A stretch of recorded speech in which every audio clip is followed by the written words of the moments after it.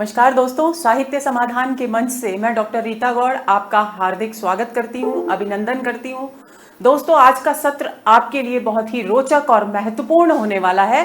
महत्वपूर्ण इसलिए कि ये आपके पाठ्यक्रम में है और रोचक इसलिए क्योंकि आज हम रीतिकाल के एक रीति सिद्ध कवि बिहारी लाल चौबे की रचना बिहारी सतसई पर बात करने वाले हैं, जिसकी टीका बिहारी रत्नाकर के नाम से हमारे पाठ्यक्रम में प्रस्तावित है। तो चलिए शुरू करते हैं आज का सत्र। लेकिन इससे पहले कि हम अपनी बात शुरू करें, हम अपने पाठ्यक्रम पर आएं, मैं आपका ध्यान एक बिंदु की ओर खास तौर से आकर्षित करना चाहूंगी, और वो ये दोस्तों कि मध्यकाल में जब भक्ति की लहर थोड़ी कमजोर पड़ गई, तब एक ऐसा दौर हिंदी साहित्य जगत में आया जब कविता दरबारी वातावरण में सांस लेने लगी, रियासतों में सांस लेने लगी। और क्योंकि साहित्य हमेशा अपने परिवेश से ही अपना रस ग्रहण करता है, तो ऐसी स्थिति में एक स्वाभाविक सी बात थी कि रियासती परिवेश का, रजवाड़ी वातावरण का, दरबारी संस्कृति का प्रभाव कविता पर आता। ऐसा नहीं है कि सारा साहित्य रीतिकाल का इसी तरह का है, लेकिन हाँ, साहित्य पर यह प्रभाव निश्चित रूप से देखा जा सकता है। वीर रस की रचनाएं जिन दरबारों में कवि दरबारी कवि के रूप में प्रतिष्ठित थे, उन आश्रयदाताओं के शौर्य और पराक्रम की प्रशंसा में लिखी गई। और मूल रूप से इस युग में साहित्य में श्रृंगार की प्रधानता रही। प्रमुख रूप से देखें तो श्रृंगार रस छाया रहा साहित्य पर। और क्योंकि हम जानते हैं कि किसी भी एक क्रिया की प्रतिक्रिया होती है, तो ऐसा लगता है कभी कभी सोचने पर कि भक्ति जब बहुत अधिक बढ़ गई, जनमानस में व्याप्त हो गई, तो उसकी प्रतिक्रिया के रूप में ये श्रृंगार परक साहित्य लिखा जाना एक अवश्यंभावी घटना थी, एक स्वाभाविक सी प्रतिक्रिया थी, अभिव्यक्ति की प्रतिक्रिया। तो चलिए शुरू करते हैं आज का ये सत्र। और आपको इस सत्र में सबसे महत्वपूर्ण बिंदु जिसको ध्यान में रखना है वो ये है दोस्तों कि हमारे पाठ्यक्रम में बिहारी रत्नाकर है। पुस्तक का नाम क्या है? बिहारी रत्नाकर। लेकिन बिहारी रत्नाकर की मूल कृति क्या है?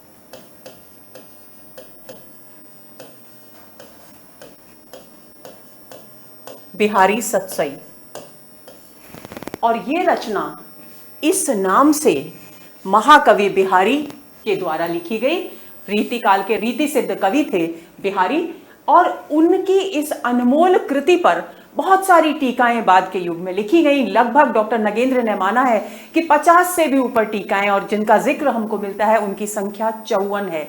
यानी रामचरितमानस के बाद अगर किसी ग्रंथ पर सबसे अधिक टीकाएं लिखी गई तो वह ग्रंथ है बिहारी सतसई। और इस बिहारी सतसई पर लिखी हुई अंतिम जो टीका हमें प्राप्त होती है वो है बिहारी रत्नाकर, जो जगन्नाथ दास रत्नाकर के द्वारा लिखी गई है और हमारे पाठ्यक्रम में प्रस्तावित है।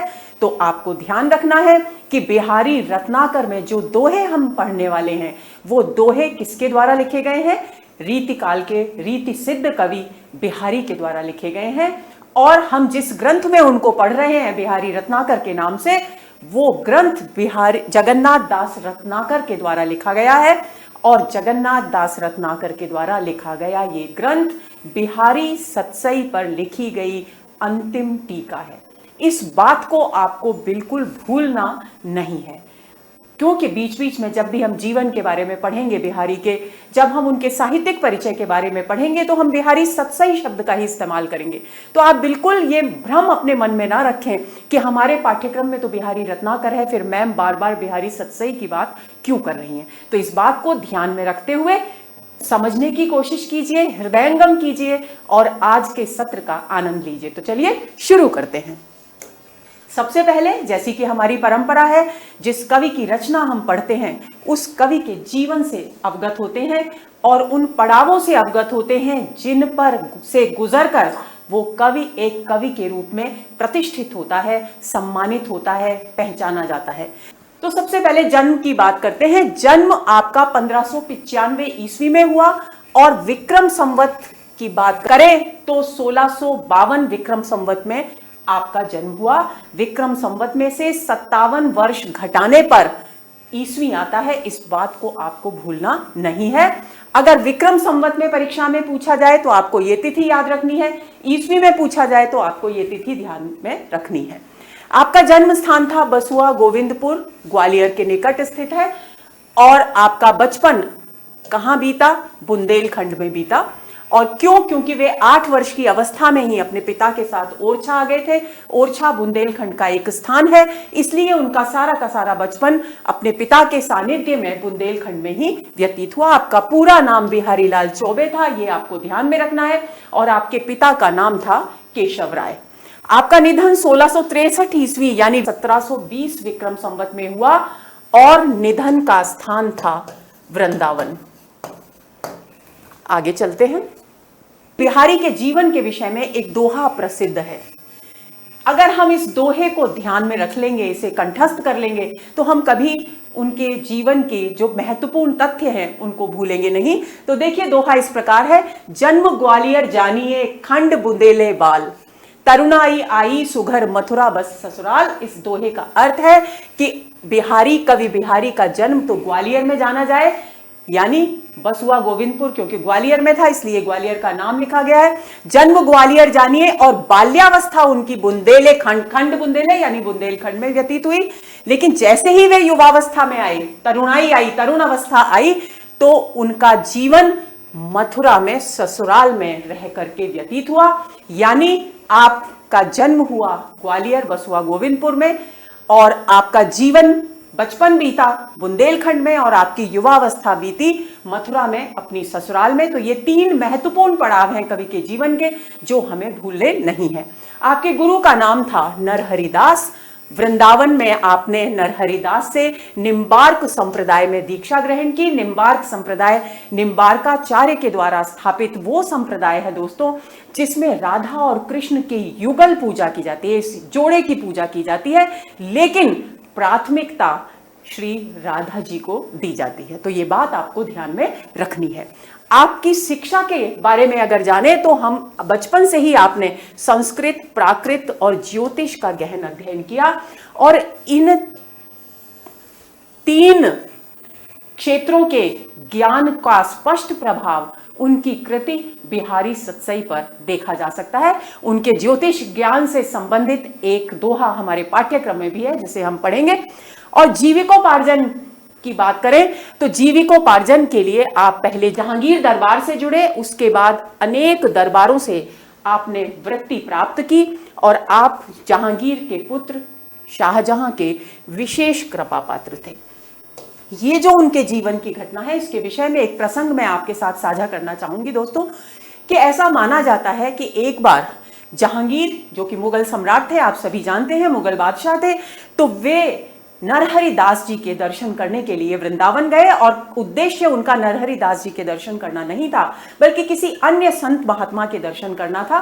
लेकिन जब उन्हें उन महात्मा के दर्शन करने के बाद नरहरिदास जी के विषय में पता चला, तो वे उनके दर्शन करने भी गए। और इस यात्रा में शाहजहां, जो शहजादे खुर्रम जिनका मूल नाम था, वे शहजादे खुर्रम भी उनके साथ थे, यानी शाहजहां भी उनके साथ थे। जब वे नरहरिदास के पास पहुंचे उनके दर्शन के लिए, उसी समय बिहारी का भी वहां आना हुआ, क्योंकि हम पढ़ चुके हैं कि उनकी ससुराल में ही उनकी युवावस्था व्यतीत हुई। तो ऐसी स्थिति में मथुरा और वृंदावन में आपने निम्बार्क संप्रदाय में दीक्षा ली थी, तो उनका निवास भी वहीं था। तो उस दौरान उनकी जहांगीर से मुलाकात हुई, बादशाह से मिलने का उनको अवसर मिला। और नरहरिदास क्योंकि अपने शिष्य पर बहुत कृपा दृष्टि रखते थे, तो उन्होंने उनकी कलात्मकता, उनकी साहित्यिक अभिरुचियों का परिचय जहांगीर को दिया। और जहांगीर से भी अधिक कला प्रेमी सम्राट साबित हुए कालांतर में शाहजहां, जिन्होंने अपनी बेगम मुमताज की स्मृति में ताजमहल जैसी अनमोल अद्भुत कृति बनवाई, अद्भुत स्थापत्य का नमूना बनवाया। तो ऐसी स्थिति में वे इनसे बहुत अधिक प्रभावित हो गए और उन्हें अपने साथ ले आए। और जैसे ही मुगल दरबार से जुड़े कौन? महाकवि बिहारी, वैसे ही दरबार से, मुगल दरबार से जुड़े हुए अन्य जो स्थानीय शासक थे, अन्य जो रियासतों के राजा थे, वे भी उन्हें उनकी कला से, उनकी साहित्यिक अभिरुचि से प्रभावित होकर वृत्तियां देने लगे। और इसी वृत्ति की एक घटना का जिक्र हम आगे पढ़ेंगे, जो उनके जीवन को की दिशा को बदलने में एक महत्वपूर्ण पड़ाव की तरह से साबित हुआ, एक मील का पत्थर साबित हुआ। तो चलिए, अब 1635 मैंने आपको अभी बताया कि जहांगीर के मुगल शासनकाल में मुगल दरबार से जुड़ने बिहारी को बहुत सारे रियासतों के राजा वृत्ति देने लगे। उनके साहित्यिक अभिरुचि से प्रसन्न होकर उन्हें सम्मान देने के उद्देश्य से उन्होंने ये कार्य प्रारंभ किया और इस प्रकार के दरबारों में जयपुर दरबार भी प्रसिद्ध था। तो 1635 ईस्वी में वही वृत्ति लेने के लिए जयपुर दरबार में आए कवि बिहारी और उन्होंने देखा कि मिर्जा राजा जयसिंह जो उस समय जयपुर के राजा थे हुआ करते थे, वो राज कार्य को भुलाकर एक नवोड़ा रानी के प्रेम में निमग्न है और उन्होंने पूरी तरह से अपनी जो प्रशासनिक जिम्मेदारियां हैं उनको भुला दिया है। तो उनके इस नवोड़ा पत्नी के प्रेम के प्रति प्रेम को देखकर और राजकाज के प्रति उपेक्षित भाव को देखकर, उदासीनता को देखकर उन्होंने ये दोहा लिखा, नहीं पराग नहीं मधुर मधु नहीं विकास इही काल, अली कली ही सो बंध्यो आगे कौन हवाल। यानी उन्होंने अन्योक्ति के माध्यम से एक भ्रमर का प्रसंग लेकर, एक पुष्प के पराग का प्रसंग लेकर महाराजा जयसिंह को यह समझाने का प्रयास किया इस दोहे के माध्यम से कि जिस युवती के प्रेम में आप दिन रात डूबे हुए हैं, अभी तो वो पूरी तरह से विकसित भी नहीं हुई है, पूरी तरह से युवती भी नहीं हुई है। तो जब अभी से ये हाल है आपका, उसके प्रति आपकी आसक्ति इतनी अधिक है, तो भगवान ही मालिक है कि आपकी इस आसक्ति का क्या परिणाम सामने आने वाला है। और इस दोहे को सुनकर जयसिंह जी का स्वभाव बदला, उन्हें अपने कर्तव्य के प्रति जो उदासीनता थी उसका एहसास हुआ और वे पुनः राजकार्य के प्रति तत्पर हो गए, उसमें सक्रिय हो गए। फलतः ये दोहा जब उन्होंने पढ़ा और महाराजा जयसिंह जी के स्वभाव में परिवर्तन आया, तब रानी अनंत देवी ने बिहारी को काली पहाड़ी की जागीर से सम्मानित किया और जो राजकुमार राम सिंह थे उनका शिक्षक नियुक्त किया और इसके फलस्वरूप बिहारी स्थायी रूप से जयपुर दरबार में रहने लगे। और जयसिंह जी ने यह व्यवस्था की कि वे उनके एक दोहे पर उन्हें एक अशर्फी दिया करते थे पुरस्कार स्वरूप। आगे चलते हैं, अब उनके साहित्यिक परिचय की बात करते हैं। तो बिहारी की एकमात्र रचना बिहारी सतसई है। बहुत विपुल साहित्य नहीं लिखा कवि बिहारी ने, लेकिन दोस्तों ये बिहारी सतसई का एक एक दोहा एक एक लघु कथा है, ये मान लीजिए आप, क्योंकि हर दोहे में एक प्रसंग है, एक कहानी है, एक घटना है जो पाठकों की जिज्ञासा को, पाठकों की रोचकता को निरंतर बनाए रखती है। बिहारी सतसई जो है उनकी ये रचना, ये मुक्तक काव्य कृति है। मुक्तक काव्य कृति क्या होती है? जिसमें प्रत्येक दोहा अपना एक स्वतंत्र अस्तित्व रखता है, जिसका पहले के दोहे और बाद के दोहे से कोई संबंध नहीं होता, जिसमें कथा वस्तु का कोई क्रम नहीं होता, कोई निरंतरता नहीं होती, कोई प्रवाह नहीं होता। ऐसी रचना को मुक्तक काव्यकृति कहा जाता है। तो ये बात आपको ध्यान में रखनी है कि बिहारी सतसई एक मुक्तक रचना है। गोवर्धनाचार्य कृत आर्या सप्तशती जो संस्कृत में लिखी गई, सातवाहन नरेश हाल की गाथा सप्तशती जो प्राकृत भाषा में लिखी गई, और कृपाराम की हित तरंगिणी जो हिंदी में है, इस परंपरा में बिहारी सतसई का एक महत्वपूर्ण स्थान है। यानी सतसई काव्य लिखने की जो परंपरा है वो संस्कृत से प्रारंभ होकर प्राकृत से होती हुई हिंदी तक विकसित होती दिखाई देती है। तो ये बात आपको ध्यान में रखनी है। और ये जो सतसई शब्द है दोस्तों, प्रसंगवश में इसका भी अर्थ बता दूं, इसका अर्थ है सप्तशती। सप्त का अर्थ होता है दोस्तों 7 और शती का अर्थ होता है 100। यानी वह साहित्यिक कृति जिसमें 700 दोहे हों सप्तशती कहलाती है। और उसका प्राकृत का जो शब्द है वो है सतसई। यानी मूल शब्द संस्कृत का है सप्तशती और उसका प्राकृत रूप है सतसई। आगे चलते हैं। बिहारी सतसई में कुल 713 दोहे हैं, ये बात आपको ध्यान रखनी है। हालांकि इस बिंदु पर विद्वानों में बहुत अधिक मतभेद है। कुछ विद्वान कहते हैं 713 दोहे हैं, कुछ विद्वान कहते हैं 719 दोहे हैं, कुछ विद्वान 726 दोहों की भी बात करते हैं। लेकिन दोस्तों हमें इस बारे में बिल्कुल भी भ्रमित नहीं होना है, क्योंकि हमारे पाठ्यक्रम में जो रचना लगी हुई है बिहारी रत्नाकर के नाम से, उसमें 713 दोहे ही हैं। तो बिहारी रत्नाकर में 713 दोहे हैं और ये प्रमाणित किया है जगन्नाथ दास रत्नाकर ने कि 713 दोहे ही बिहारी सतसई के प्रामाणिक दोहे हैं। तो इस बात को आपको ध्यान में रखना है। तो यानी अब ये बात यहां स्पष्ट कर दी गई है। इस पर प्रश्न पूछा जा सकता है कि बिहारी रत्नाकर में कुल कितने दोहे हैं, तो बिहारी रत्नाकर में दोस्तों 713 दोहे संकलित हैं। आगे चले। अब एक और बिंदु आपको ध्यान में रखना है कि बिहारी सतसई की भाषा ब्रज है और प्रमुखतः दोहा छंद का इस्तेमाल यहां पर किया गया है। बिहारी सतसई पर कुल मिलाकर 54 टीकाएं प्राप्त होती हैं आज तक और डॉक्टर नगेंद्र ने इस बिहारी सतसई कृति के विषय में लिखा है कि हिंदी में रामचरितमानस के पश्चात सर्वाधिक टीकाएं बिहारी सतसई पर लिखी गई हैं। इस मत को आप ध्यान में रख लेंगे। किसका मत है ये भी आप ध्यान में रख लेंगे, डॉक्टर नगेंद्र का मत है। और बिहारी सतसई पर लिखी गई पहली टीका कौन सी है, इस पर भी प्रश्न पूछा जा सकता है। तो बिहारी सतसई पर लिखी गई पहली टीका कृष्ण कवि की है जो कवित्त और सवैया छंदों में रची गई। इसके पश्चात बहुत सारी टीकाएं लिखी गई, जैसा कि हमने अभी पढ़ा कि लगभग 54 टीकाएं प्राप्त होती हैं बिहारी सतसई पर, लेकिन उनमें से कुछ एक जो प्रमुख हैं उनकी चर्चा हम यहां कर रहे हैं ताकि अगर उनसे संबंधित कोई प्रश्न आए तो आप उसका सही जवाब दे सकें। तो देखिए, इसके बाद कृष्ण कवि के बाद सुरति मिश्र ने अमर चंद्रिका नाम से बिहारी सतसई पर टीका लिखी। लल्लू लाल ने लाल चंद्रिका नाम से टीका लिखी। प्रभु दयाल पांडे ने प्रभु दयाल पांडे की टीका नाम से बिहारी सतसई पर टीका लिखी। अंबिका दत्त व्यास ने बिहारी बिहार नाम से टीका लिखी। पद्म सिंह शर्मा ने संजीवनी भाष्य नाम से बिहारी सतसई पर टीका लिखी। तो ये टीकाएं कुछ प्रमुख टीकाएं हैं जो बिहारी सतसई पर लिखी गई प्रमुख टीकाओं में शामिल की जाती हैं, तो आप इनको ध्यान में रखेंगे। आनंदी लाल, अब देखिए, केवल टीकाएं हिंदी, अपभ्रंश या प्राकृत या संस्कृत तक ही सीमित नहीं रही, बल्कि आनंदी लाल शर्मा नाम के एक विद्वान ने फिरंगे सतसई नाम से फारसी भाषा में बिहारी पर टीका लिखी। यानी बिहारी सतसई की लोकप्रियता का अनुमान हम इसी से लगा सकते हैं कि वह न केवल हिंदी साहित्य जगत में प्रसिद्ध कृति के रूप में रही, सम्मानित कृति के रूप में रही, बल्कि उर्दू और फारसी जैसी अन्य भाषाओं में भी उसे बहुत ही प्रतिष्ठित स्थान प्राप्त हुआ। तो आनंदीलाल शर्मा ने फिरंगे सतसई नाम से फारसी भाषा में बिहारी सतसई पर एक टीका की रचना की।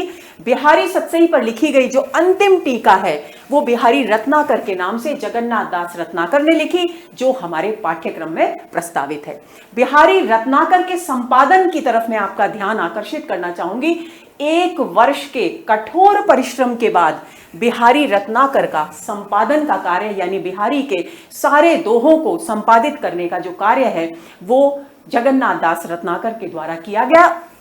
ये जो हमने वर्ष लिखा है 1921 और 22, इसका मतलब ये है दोस्तों को 1921 में उन्होंने इसे संकलित करना प्रारंभ किया और संकलन का प्रारंभ हुआ अयोध्या से, और 1922 में यह कार्य उनका पूरा हो गया और कार्य पूरा हुआ कश्मीर में निशात बाग में।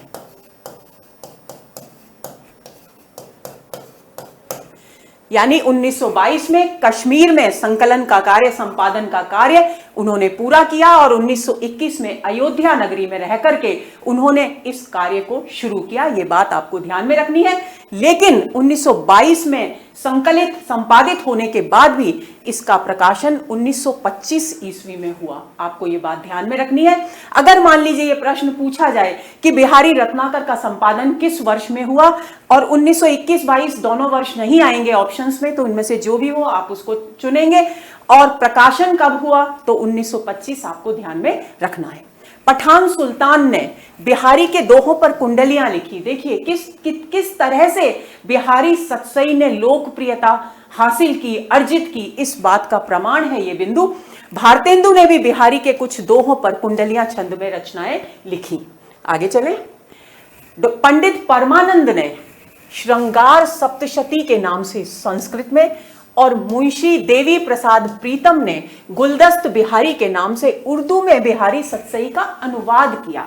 यानी ये एक बहुत ही महत्वपूर्ण बिंदु है कि ये एक ऐसी अनमोल कालजयी कृति है बिहारी के द्वारा लिखी गई जो अन्य भाषाओं में भी अनुदित की गई। पंडित परमानंद ने इसे श्रृंगार सप्तशती के नाम से संस्कृत में अनुदित किया और देवी प्रसाद प्रीतम ने इसे गुलदस्त बिहारी के नाम से उर्दू भाषा में अनुदित किया। इस बात को आपको भूलना नहीं है। बिहारी सतसई पर अमरुक शतक एक संस्कृत की रचना है, कवि अमरुक के द्वारा लिखी गई। उसमें 100 संस्कृत के श्लोक हैं और इसलिए इसका नाम अमरुक शतक है। तो अमरुक शतक का प्रभाव भी इस बिहारी सतसई नामक कृति पर देखने को मिलता है। जॉर्ज ग्रियर्सन ने इस बिहारी सतसई की प्रशंसा करते हुए लिखा है, देखिए एक पश्चिमी विद्वान हमारे यहाँ की ब्रज भाषा में लिखी गई एक कृति की प्रशंसा में कितनी सुंदर बात कहता है। पूरे यूरोप में एक भी कवि बिहारी की बराबरी नहीं कर सकता। ये बहुत बड़ी बात है किसी भी विद्वान के द्वारा कहना।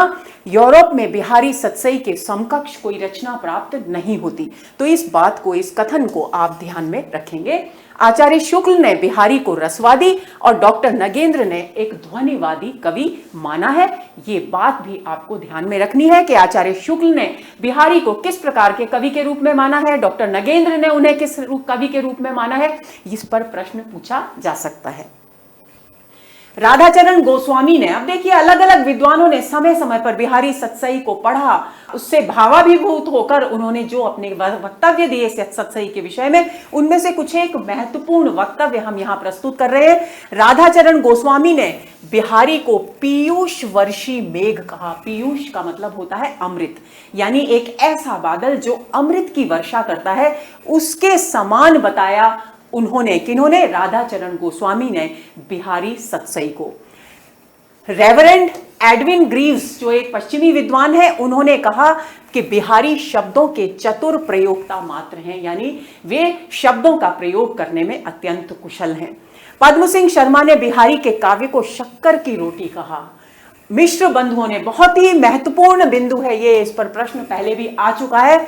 मिश्र बंधुओं ने देव बड़े के बिहारी एक बहस की और उस बहस में बिहारी को कवि ही नहीं माना। ये बिंदु बहुत ही महत्वपूर्ण है, इसे भूलेंगे नहीं कि किस निम्नलिखित में से किस विद्वान ने बिहारी को कवि के रूप में स्वीकार नहीं किया है। तो नाम है मिश्र बंधु, आप ध्यान रखेंगे। बिहारी की ऊहात्मक उक्तियों पर फारसी कविता का प्रभाव माना जाता है। ऊहात्मक उक्तियां कौन सी होती हैं? जहां बात को इतना अधिक बढ़ा चढ़ाकर कहा जाता है दोस्तों कि वे विश्वास की मर्यादा को पार कर जाती हैं, यानी उन पर विश्वास ही नहीं होता। वहां उन उक्तियों को, उन कथनों को ऊहात्मक उक्तियां कहते हैं। और फारसी साहित्य में ऊहात्मक उक्तियों का प्रयोग बहुत अधिक देखने को मिलता है। और क्योंकि बिहारी के उसमें भी ऊहात्मक यानी ऊहा यानी अतिशयोक्ति अलंकार, तो अतिशयोक्ति अलंकार का प्रयोग बिहारी के दोहों में भी बहुत देखने को मिलता है। यही कारण है कि विद्वानों ने फारसी कविता का प्रभाव उनके साहित्य पर, यानी उनके दोहों पर, उनकी कविता पर स्वीकार किया है। अब बात आती है कि बिहारी सतसई की वो कौन सी खास बातें हैं जिनके कारण उसने लोकप्रियता प्राप्त की। तो बहुत संक्षेप में हम इन पर चर्चा करेंगे। कल्पना की समाहार शक्ति।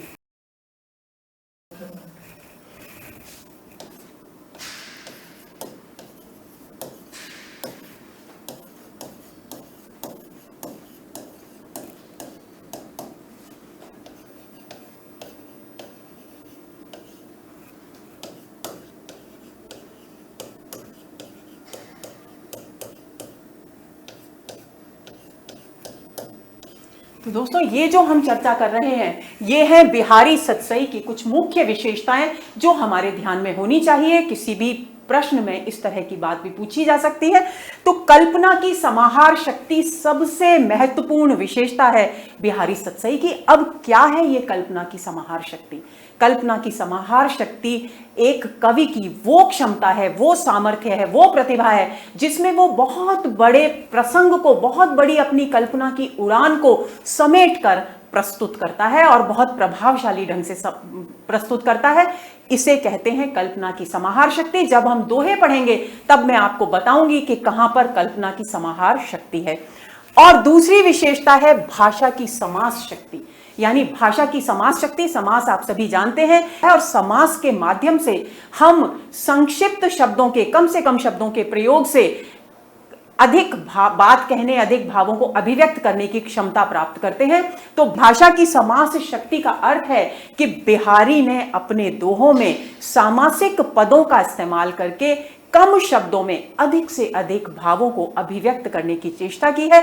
और यही कारण है कि बिहारी सतसई को गागर में सागर भरने वाला ग्रंथ माना जाता है। गागर में सागर भरना बिहारी सतसई की एक बहुत ही महत्वपूर्ण विशेषता है। गागर मतलब घड़ा छोटा होता है, लेकिन उसमें सागर। कहने का अभिप्राय क्या है? कहने का अभिप्राय यह है कि बहुत छोटे दोहा छंद में उन्होंने इतना अथाह भावनाओं का सागर समेट कर प्रस्तुत किया है कि पाठक अभिभूत हुए बिना रहते ही नहीं। तो यह भाषा की समाज शक्ति हो गई। इसके अलावा तीसरी विशेषता क्या है बिहारी सतसई की? कि यद्यपि यह दौर श्रृंगारिक कविता का दौर था प्रमुख रूप से, हालांकि अन्य भावनाओं पर भी रचनाएं लिखी गई, नीति के दोहे भी लिखे गए और भी वीर काव्य भी लिखा गया, तो ऐसा नहीं है। लेकिन प्रधानता किसकी थी? श्रृंगार की। लेकिन बिहारी सतसई में भी श्रृंगार, भक्ति और नीति तीनों से, भावनाओं से संबंधित दोहे देखने को मिलते हैं। और यही कारण है कि विद्वानों ने कहा है कि बिहारी सतसई में श्रृंगार, भक्ति और नीति की त्रिवेणी प्रवाहित होती है। और इसके बाद एक और विशेषता है बिहारी सतसई की कि बिहारी ने अपने जीवन काल में, अपनी शिक्षा के दौरान विविध विषयों से संबंधित जो ज्ञान प्राप्त किया था, उस ज्ञान की छाप बिहारी सतसई के दोहों में स्पष्ट रूप से देखने को मिलती है। चाहे वो संस्कृत साहित्य का ज्ञान हो, चाहे वो ज्योतिष का ज्ञान हो, चाहे वो राजनीति का ज्ञान हो, और भी बहुत सारे, और यहाँ तक कि उनके काव्य शास्त्रीय, उनके साहित्य शास्त्रीय ज्ञान को भी पुष्ट करती है उनकी कृति बिहारी सतसई। तो बिहारी की बहुज्ञता का आधार है, बिहारी को बहुज्ञ कवि माना जाता है। बहुज्ञ कवि का अर्थ क्या हुआ? कि जिसका ज्ञान विविध है, जो बहुत अधिक ज्ञानी है, विविध विषयों का ज्ञान रखता है, ऐसे कवि को बहुज्ञ कवि माना जाता है। तो बिहारी की बहुज्ञता का आधार उनकी एकमात्र रचना बिहारी सतसई है। तो ये एक कालजयी कृति है, क्योंकि इतने वर्ष बीत जाने के बाद भी ये साहित्य जगत में अपने महत्व को बरकरार करे हुए है, कायम किए हुए है। तो यही इस बात का सबूत है कि बिहारी सतसई एक कालजयी कृति है। बिहारी मूलतः एक श्रृंगारी कवि है, अतः सतसई में श्रृंगार के संयोग और वियोग पक्षों का सुंदर चित्र देखने को मिलता है। भाव एवं प्रसंग के अनुरूप, अब देखिए ये तो प्रमुख विशेषताएं थी, अब ये शिल्पगत विशेषताएं आ गई हैं कि भाव और प्रसंगों के अनुरूप यहां अलंकारों का प्रयोग है, शब्द शक्तियों का प्रयोग है, दोहों में चित्रात्मकता है, नाद सौंदर्य है, लोकोक्ति और मुहावरों का सटीक प्रयोग किया गया है, सार्थक प्रयोग किया गया है। और ये बिहारी सतसई के शिल्प की अत्यंत महत्वपूर्ण विशेषताएं हैं। आगे चलते हैं। बिहारी सतसई के विषय में ये दोहा विशेष रूप से प्रसिद्ध है दोस्तों, जिसे आप कंठस्थ कर लेंगे। सतसैया के दोहरे ज्यो नावक के तीर, देखन में छोटे लगे घाव करें गंभीर। ये दोहा इस कृति को गागर में सागर के रूप में स्थापित करता है। अब इसका अर्थ एक बार हम समझ लेते हैं। ये दोहा किसके द्वारा रचा गया है, इसके विषय में निश्चित रूप से कोई जानकारी उपलब्ध अभी तक नहीं हो पाई है। तो सतसैया यानी बिहारी सतसई के दोहे की तुलना किससे की गई है? नावक के तीर से की गई है। कई जगह आपको ये नावक की जगह नाविक देखने को मिलेगा, लेकिन स्वयं जगन्नाथ दास रत्नाकर ने इस शब्द को गलत प्रयोग माना है। उन्होंने सही प्रयोग माना है नावक को। नावक एक आदिवासी जाति का एक वो नली होती है जिसमें फूंक मार करके वे लोग छोटे छोटे तीर अपने लक्ष्य पर बेधा करते हैं, और उन तीरों का प्रहार इतना कठोर, इतना प्राण घातक होता है कि उनके प्रहार से घायल कोई व्यक्ति बच ही नहीं पाता। तो नावक के तीर के समान बताया गया है, यानी उस आदिवासी जाति के तीर जो देखने में छोटे होते हैं लेकिन घाव इतना गहरा करते हैं कि व्यक्ति का बचना मुश्किल हो जाता है। तो ऐसे ही ये जो बिहारी के दोहे हैं वे भी देखने में बहुत छोटे हैं, लेकिन चोट पाठक के हृदय पर बहुत गहराई तक करते हैं, यानी पाठक के हृदय पर अपनी अमिट छाप छोड़ देते हैं। ये इस दोहे का अर्थ है। बिहारी सतसई में गागर में सागर भरने के लिए प्रसिद्ध है, ये बात भी मैंने यहां स्पष्ट कर दी है। अब आती है बात बिहारी सतसई में, बिहारी रत्नाकर कहना चाहिए, बिहारी रत्नाकर में संकलित दोहों की जो हमारे पाठ्यक्रम में है, एक एक करके हम इन्हें अच्छी तरह से समझेंगे। धैर्यपूर्वक आप इसे समझने का प्रयास करें। तो सबसे पहला दोहा जो बिहारी रत्नाकर में संकलित है वो है, मेरी भव बाधा हरो राधा नागर सोई, जातन की झाई परे श्याम हरित दुति होए। अब देखिए इस दोहे की सबसे बड़ी बात क्या है। इस दोहे की सबसे बड़ी बात है कि इसे विद्वानों ने सतसई का मंगलाचरण दोहा माना है।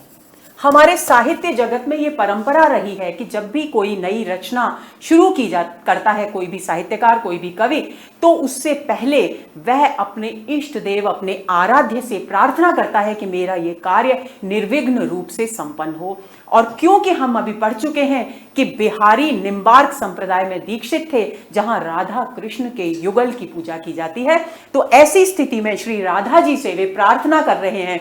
मंगलाचरण दोहे का अर्थ क्या है? स्तुति परक भावार्थ यहां दिया गया है और इसके अन्य 3 अर्थ भी हैं। तो देखिए, मेरी भव बाधा, भव बाधा का अर्थ क्या है? सांसारिक कष्ट।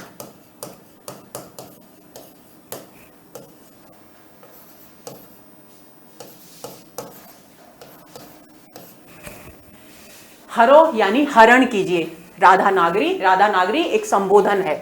तो हे राधा नागरी, आप मेरी सारे सांसारिक कष्टों का हरण करें। कौन सी राधा नागरी? जातन की झाई परे श्याम हरित दुति हुई। वो राधा नागरी जिनके तन का प्रतिबिंब पड़ने से श्याम जो है वो हरे भरे प्रसन्न चित्त हो जाते हैं, प्रसन्न हो जाते हैं। वो राधा नागरी, आप मेरे सांसारिक कष्टों को दूर कीजिए। तो स्तुति परक अर्थ देखिए यहां पर बिहारी इस दोहे में कह रहे हैं कि जिनके शरीर की प्रतिछाया मात्र से, यानी प्रतिबिंब मात्र से, परछाई मात्र से उनके प्रियतम अर्थात श्री कृष्ण प्रसन्न हो जाते हैं, वही राधा जी मेरी सांसारिक बाधाओं को दूर करें। ऐसी प्रार्थना राधा जी से यहां कवि कर रहे हैं। ये तो हुआ स्तुति परक अर्थ। अब दोस्तों आपको यह ध्यान रखना है कि यहां पर तन, झाई, श्याम, हरित और परे, इन शब्दों के द्वारा अनेक अर्थों की कवि ने अभिव्यक्ति की है। तो हम क्रम से इस बात को समझने की कोशिश करते हैं। तो सबसे पहला अर्थ क्या है? सबसे पहला अर्थ है कि कवि ये कहते हैं, हे वही राधा नागरी, जा शब्द है तो वही आएगा। तो हे वही राधा नागरी जिनके तन का प्रतिबिंब पड़ने से, झाई का एक अर्थ हो गया प्रतिबिंब, जिनके तन का प्रतिबिंब पड़ने से हृदय का जो सारा का सारा कल्मश है, यानी कालिक है, जो कालिमा है हृदय की, वो हरित हो जाती है, उसका हरण हो जाता है। दुति यानी जिसकी चमक हर ली जाती है। किसके द्वारा? राधा नागरी के तन का प्रतिबिंब, शरीर का प्रतिबिंब पड़ने मात्र से जिन मनुष्यों के हृदय में कल्मश है, कालिमा है, उसका हरण हो जाता है, उस कालिमा का प्रभाव समाप्त हो जाता है। कालिमा की चमक के हरण का क्या अर्थ है? कालिमा की चमक का हरण होने का अर्थ है कि जिस कालिमा का प्रभाव समाप्त हो जाता है, यानी व्यक्ति का, मनुष्य का हृदय जो है वो पूरी तरह से निर्मल हो जाता है। एक अर्थ ये हुआ। दूसरा अर्थ क्या है? दूसरा अर्थ है कि मेरी भव बाधा हरो राधा नागर सोए, यानी हे वही राधा नागरी जो जिनके तन का श्री कृष्ण की आंखों में झलक पड़ने से श्री कृष्ण हरित हो जाते हैं। हरित हो जाते हैं यानी हरे भरे हो जाते हैं। हरे भरे यानी प्रसन्न चित्त हो जाते हैं। वे राधा नागरी मेरे सांसारिक कष्टों को दूर करें। तीसरा अर्थ क्या है? तीसरा अर्थ है, हे वही राधा नागरी जिनके तन का प्रतिबिंब पड़ने से श्याम वर्ण के श्री कृष्ण हरे रंग के हो जाते हैं। वे राधा नागरी मेरे सांसारिक कष्टों को दूर करें। अब उनके तन का प्रतिबिंब पड़ने से श्याम हरे रंग के कैसे होंगे? हरित का अर्थ यहां पर हो गया हरा रंग। तो देखिए, श्याम का रंग हम कृष्ण की जितनी भी तस्वीरें देखते हैं, जितने भी चित्र देखते हैं, उनमें वो नीले रंग के दिखाई देते हैं और उसी नीले रंग को क्या कहा गया है? श्याम वर्ण कहा गया है। तो जब नीले रंग पर पीले रंग का प्रतिबिंब पड़ता है तो वो हरे रंग में बदल जाता है। यानी रंगों के प्रति बिहारी की बहुज्ञता का परिचय इस दोहे में स्पष्ट रूप से दिखाई देता है कि उन्हें यह भी पता था कि किस रंग में कौन सा रंग मिलाएंगे तो कौन सा रंग बनेगा। तो वे कहते हैं, वो यहां पर इस पंक्ति के द्वारा यह भी स्पष्ट कर रहे हैं कि राधा नागरी जो है, श्री राधा जी जो हैं, उनका शरीर का रंग, उनके तन का जो रंग है वो इतना सुनहरा है, इतना स्वर्णिम है कि जब उसका प्रतिबिंब किस पर पड़ता है, श्री राम के यानी श्री कृष्ण के तन पर पड़ता है तो वे हरे रंग के दिखाई देने लग जाते हैं। तो इस दोहे के ये 4 अर्थ हैं जिनको यहां पर हम एक बार फिर से दोहरा लेते हैं।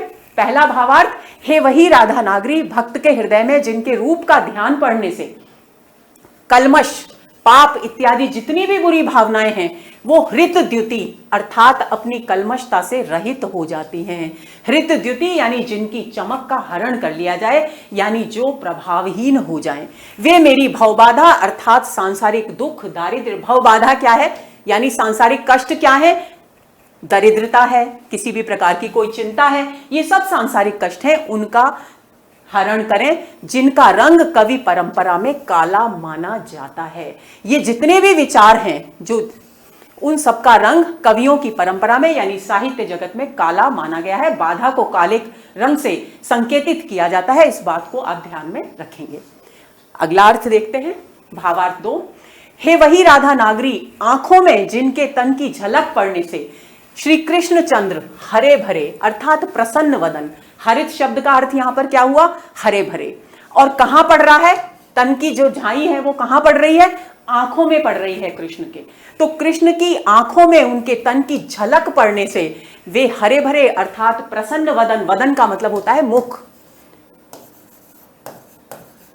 हो जाते हैं। वे राधा नागरी मेरी भव बाधाओं को यानी मेरे सांसारिक कष्टों को हरें या हरण करें। इस अर्थ से कवि श्री राधिका जी के श्री कृष्ण चंद्र की अत्यंत प्रेम पात्री होने की प्रशंसा करते हुए उनसे अपनी भव बाधा दूर करने की प्रार्थना कर रहे हैं। अगला अर्थ देखते हैं, हे वही राधा नागरी जिसके तन की परछाई अर्थात आभा पड़ने से श्याम वर्ण वाले श्री कृष्ण चंद्र हरे रंग की द्युति वाले हो जाते हैं। यहां पर कहां पड़ रही है, वहां आंखों में पड़ रही थी, उससे पहले हृदय में पड़ रही थी छाई, और अब पड़ रही है श्री कृष्ण के तन पर, शरीर पर पड़ने से हरे रंग की द्युति वाले हो जाते हैं।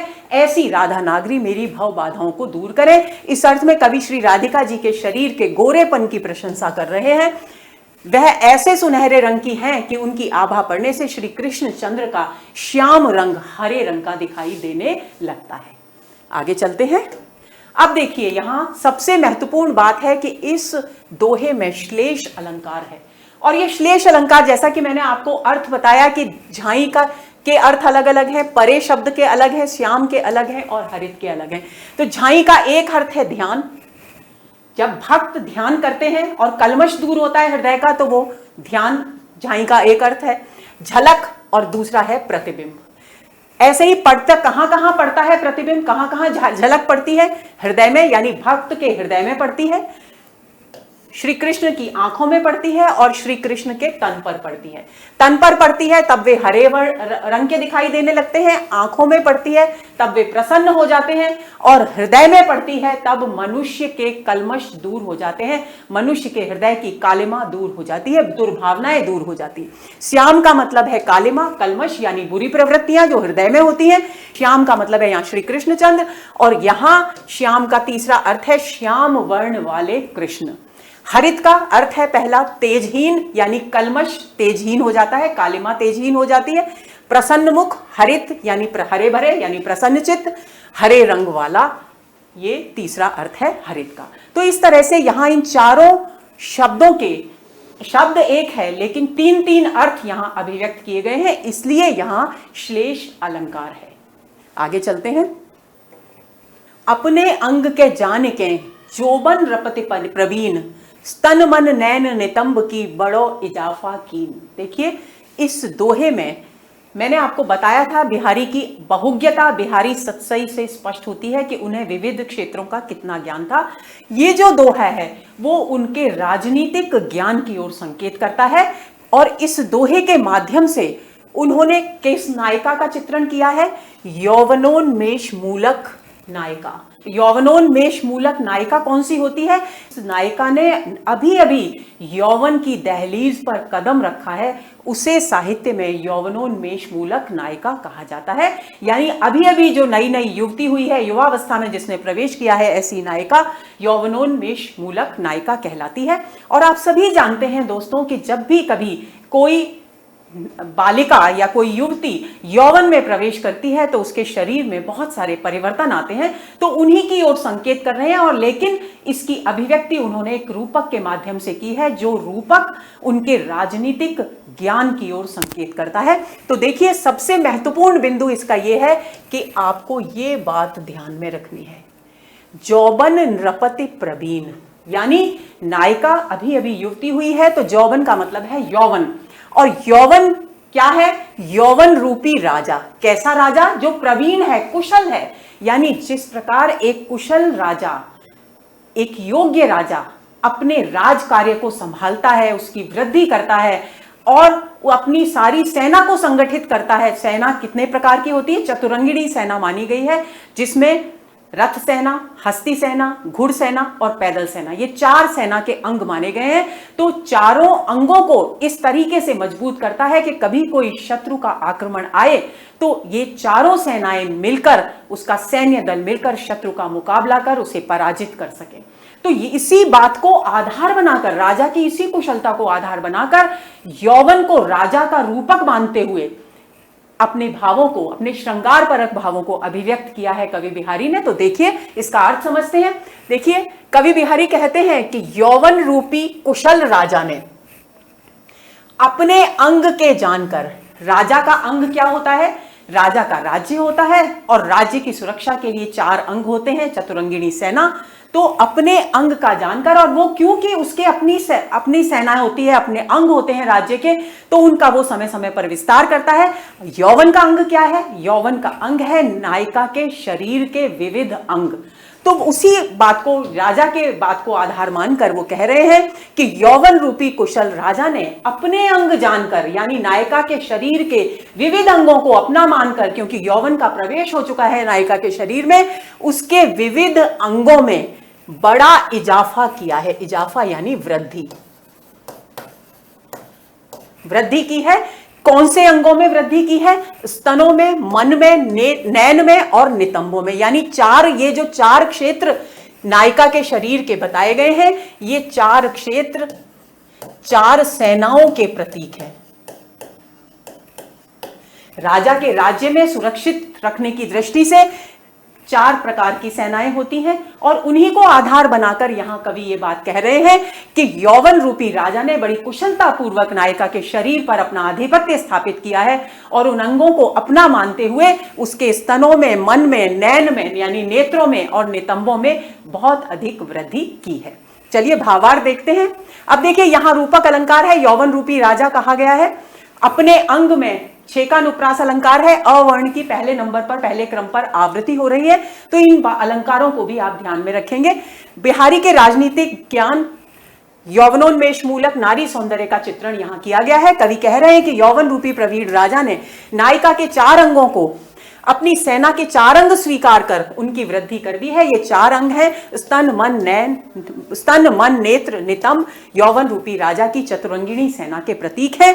यहाँ रूपक अलंकार है, छेकानुप्रास अलंकार है और वृत्यानुप्रास अलंकार है। 9 वर्ण की आवृत्ति हो रही है। देखिए 1, 2, 3, तो इस प्रकार 4 बार दूसरे वर्ण के क्रम पर 9 वर्ण की आवृत्ति हुई है, इसलिए वृत्यानुप्रास अलंकार है। अपने अंग में अवर्ण की पहले नंबर पर आवृत्ति हुई है तो छेकानुप्रास है, और जौबन नृपति में यौवन रूपी राजा कहा गया है तो रूपक अलंकार है। ये आपको ध्यान में रखना है। अगले दोहे पर चलते हैं। अरते टरत न बर परे, दई मरक मनुमैन, होड़ा होड़ी बढ़ी चले चितु चतुराई नैन। यहां भी कौन सी नायिका का चित्रण है? यौवनोन्मेष मूलक नायिका का चित्रण है। पिछले दोहे में भी यौवनोन्मेष मूलक नायिका का चित्रण किया गया था। तो नायिका के यौवनोन्मेष का चित्रण यहां पर किया गया है कि नई जिस नायिका ने यौवन में प्रवेश किया है उस नायिका के सौंदर्य का यहां पर चित्रण किया गया है। तो कवि कहते हैं कि जैसे ही नायिका ने यौवन की दहलीज पर कदम रखा है, वैसे ही उसके अंदर बहुत सारे बदलाव आए हैं। वो बदलाव कहाँ आए हैं? उसके चित्त में आए हैं। चित्त में बदलाव कैसे आते हैं? चित्त में बदलाव ऐसे आते हैं कि यौवन की दहलीज पर कदम रखते ही अनेक प्रकार के नए नए भाव नायिका के हृदय में उत्पन्न हो जाते हैं। पहले जो भाव नहीं थे वे नए भाव, पहले वाले भाव तो हैं ही, उसके साथ कुछ नए भाव भी शामिल हो जाते हैं, यानी चित्त का विस्तार हो जाता है। इस स्थिति को कवि ने क्या कहा है? चित्त का विस्तार कहा है। उसकी चतुराई बढ़ गई है, क्योंकि नए भाव उत्पन्न हो रहे हैं। तो कुछ भाव ऐसे हैं जिनको छिपाया जाना जरूरी है, कुछ भाव ऐसे हैं जिनकी अभिव्यक्ति उचित समय पर किया जाना जरूरी है। तो ये कौशल नायिका में विकसित हो गया है कि कौन से प्रसंग में, कौन सी स्थिति में, कौन से अवसर पर कौन से भाव को छिपाना है और कौन से भाव को अभिव्यक्त करना है। तो ये चतुराई उसमें विकसित हो गई है। दूसरा, उसके जो नेत्र हैं उनका भी विस्तार हो गया है, क्योंकि नेत्रों में चमक आ गई है। नेत्रों के विस्तार का मतलब है कि जो उसके हृदय में भाव उत्पन्न होते हैं, उन भावों की झलक, उन भावों की चमक उसके नेत्रों में दिखाई देने लगी है। तो अब इस बात को किस तरीके से कवि प्रस्तुत कर रहे हैं ये देखना है आपको। तो देखिए, मैन का मतलब होता है कामदेव,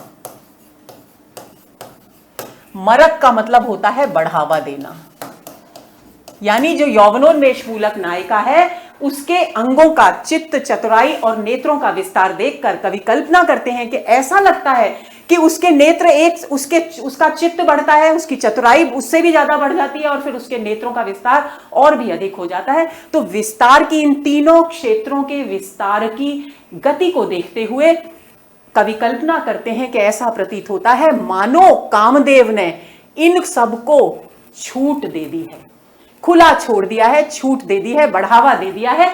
अब उस बढ़ावा मिलने के कारण, कामदेव के द्वारा बढ़ावा मिलने के कारण क्या हो गया है? अरते टरत न बर पड़े।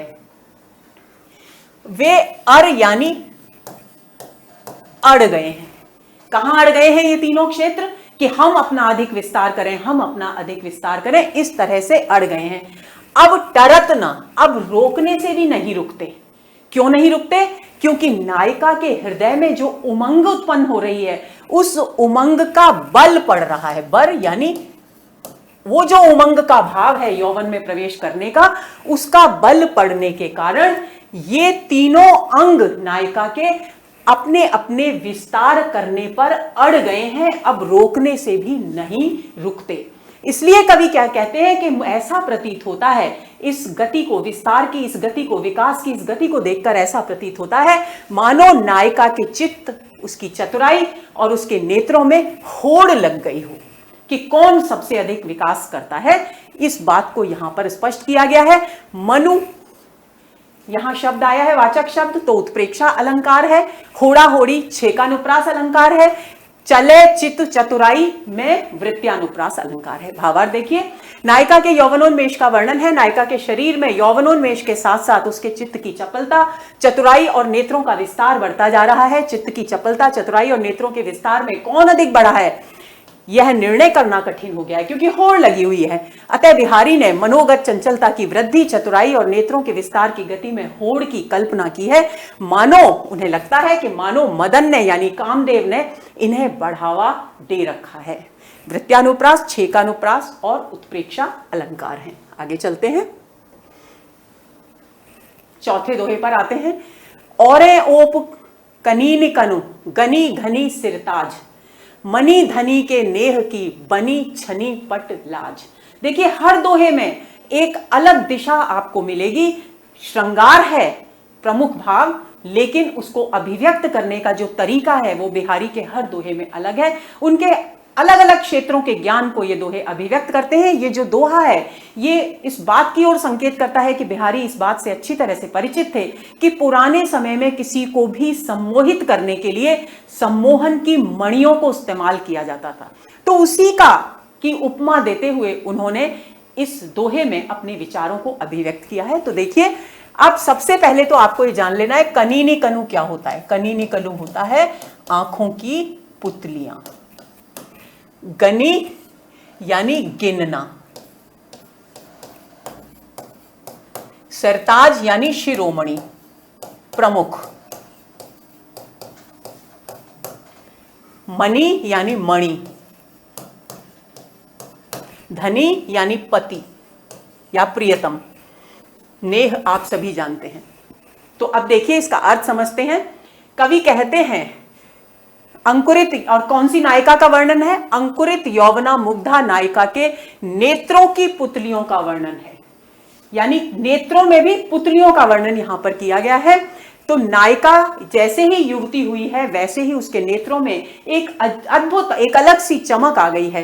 तो उसकी जो सखी है वो उसके नेत्रों में हुए इस बदलाव को देखकर, इस चमक को देखकर उसके सामने अपने विचार व्यक्त करती है। वो सखी नायिका से क्या कहती है कि हे सखी, यौवन में प्रवेश करने के बाद तेरी कनीनी कनु यानी जो पुतलियां हैं उनमें औरे ओप, ओप का मतलब है चमक, एक अलग ही प्रकार की चमक आ गई है। एक ऐसी चमक जो पहले तेरे नेत्रों में नहीं थी, लेकिन यौवन में प्रवेश करने के बाद जो चमक मुझे दिखाई दे रही है, इसलिए इसके लिए कहा गया है औरे ओप, यानी एक अन्य प्रकार की, एक अलग प्रकार की चमक आ गई है। और इस चमक के कारण, ये चमक ने तेरे नेत्रों को इतना आकर्षक बना दिया है कि उनके कारण तू घनी यानी बहुत सारी, अनेक सपत्नियों में, बहुविवाह प्रथा थी हमारे यहां, बहुत सारी पत्नियां रखा करते थे पुरुष। तो सपत्नी शब्द का सीधा सरल अर्थ है सौत। तो बहुत सारी जो सौत हैं उनमें, उनके बीच में तू सिरताज यानी शिरोमणि यानी प्रमुख के रूप में गिनी जाने लगी है। यानी तेरे प्रियतम का जो प्रेम है वो केवल तुझ पर केंद्रित हो गया है। अन्य तेरी जो सौत हैं, जो सपत्नियां हैं, उनकी तरफ तेरे प्रियतम का ध्यान नहीं जाता। मनी धनी के नेह की बनी छनी पटलाज, क्यों? क्योंकि तेरे नेत्रों ने लज्जा रूपी वस्त्र, तेरे नेत्रों में एक स्वाभाविक लज्जा का भाव भी आ गया। एक चमक तो आई ही है और अब तो है ही, लेकिन लज्जा का भाव भी आ गया। और उस लज्जा रूपी वस्त्र में से तूने अपने प्रेम के मोह जाल में अपने प्रियतम को बांध लिया है। यानी अपने लज्जा से आवृत, लज्जा के भाव से युक्त नेत्रों के माध्यम से तूने अपने प्रियतम को अपने प्रेम जाल में बांध लिया है। और इस ऐसी स्थिति में मुझे क्या प्रतीत होता है? सखी कहती है कि मुझे ऐसा प्रतीत होता है कि हे सखी, तेरे ये जो नेत्र हैं ये सम्मोहन करने वाली मणि के समान बन गए हैं। पति को, धनी को यानी पति को, तेरे प्रियतम को सम्मोहित करने वाली मणि के समान बन गए हैं। मणि धनी के नेह की बनी छनी पटलाज, पटलाज में रूपक अलंकार है और औरे ओप में छेकानुप्रास अलंकार है, अवर्ण की आवृत्ति हो रही है।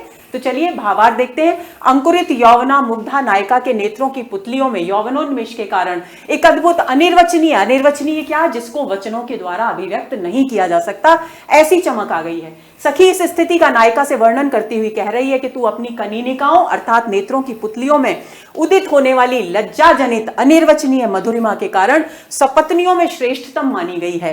तेरी यह अनिर्वचनीय मधुरिमा पति को सम्मोहित करने वाली मणि के समान है। तो छेकानुप्रास और रूपक अलंकार का यहां पर सुंदर प्रयोग किया गया है। आगे चलते हैं, अगले दोहे पर आते हैं। देखिए ये दोहा बहुत महत्वपूर्ण है क्योंकि ये दोहा बिहारी के ज्योतिष ज्ञान का परिचायक है।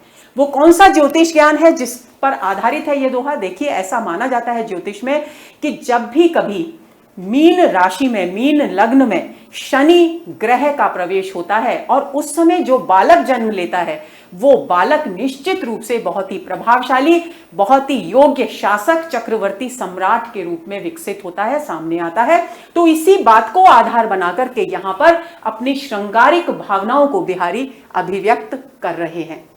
अब देखिए हर दोहे में एक प्रसंग है। अब यहां क्या प्रसंग है कि नायक ने नायिका के सुंदर काजल लगे हुए नेत्रों को देखा है और वो इतना मुग्ध हो गया है कि वो हर स्थिति में उस नायिका से मिलना चाहता है।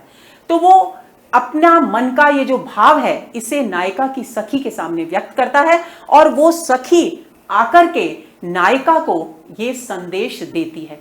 उसी बारे में यहां पर चर्चा की गई है, इस दोहे में बताया गया है सारे प्रसंग को। यही कारण है कि देखिए एक पूरी की पूरी एक कथा इसमें चलती है, एक छोटा लघु कथा चलती है। इसलिए क्या कहा गया है कि बिहारी, सही में बिहारी ने गागर में सागर भरा है। दोहा 2 पंक्तियों का है, लेकिन इसका विश्लेषण करें, इसकी व्याख्या करें तो हमें बहुत सारे शब्दों की आवश्यकता पड़ने वाली है, और यही कारण है कि गागर में सागर भरने वाले कवि के रूप में बिहारी जाने जाते हैं। तो अब चलिए अर्थ देखते हैं। सनी कज्जल, कज्जल यानी काजल, नायिका के नेत्रों में लगा हुआ काजल। शनि क्या है? शनि ग्रह।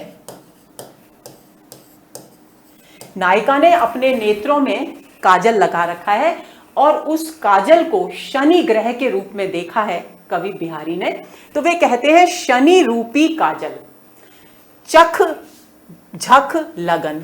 चख का मतलब है चक्षु यानी नेत्र, झख का मतलब है मछली यानी मीन, उपजो सुदिन स्नेह यानी नायिका क्योंकि युवती हो गई है, उसने अपनी आंखों में काजल लगा रखा है, उस काजल को देख, काजल के कारण उसके नेत्रों में जो सौंदर्य उत्पन्न हुआ है उस देखकर उसकी ओर आकर्षित हो गया है नायक।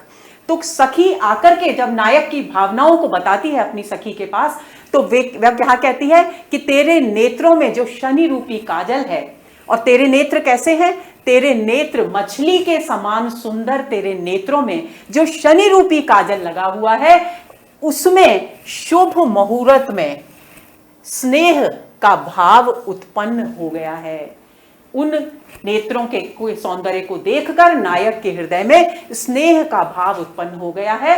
अब क्योंकि मीन लग्न में शनि आ गए हैं, मीन लग्न हो गया उसके नेत्र और काजल हो गया शनि ग्रह, तो मीन लग्न में आने के बाद जब शनि आते हैं तो कोई भी बालक जब जन्म लेता है तो वो बहुत ही चक्रवर्ती और प्रभावशाली होता है, और ऐसी शुभ घड़ी में स्नेह उत्पन्न हुआ है, तो यानी ये स्नेह भी बहुत अधिक चक्रवर्ती यानी प्रभावशाली साबित होगा, यानी स्थायी साबित होगा।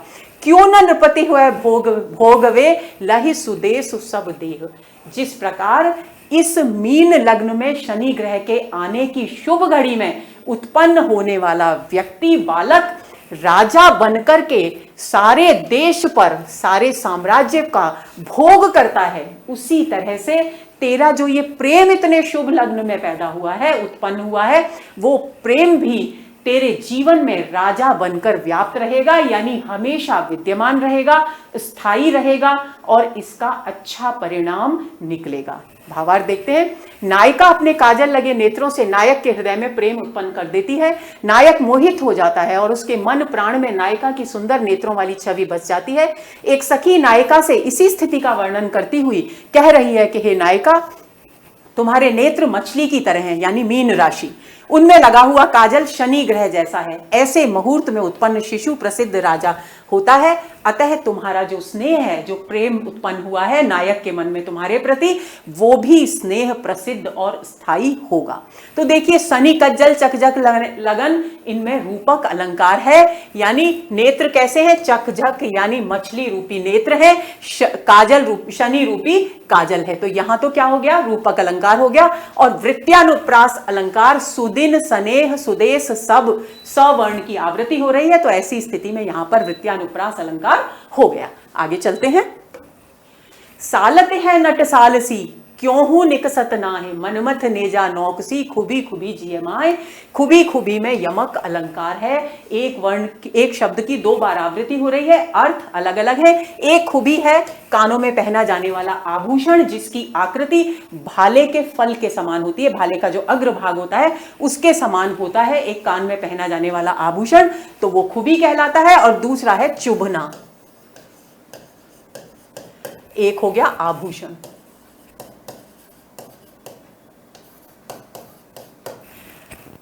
अब नटसाल क्या है? नटसाल है बर्छी या भाले का छोटा सा अग्रभाग।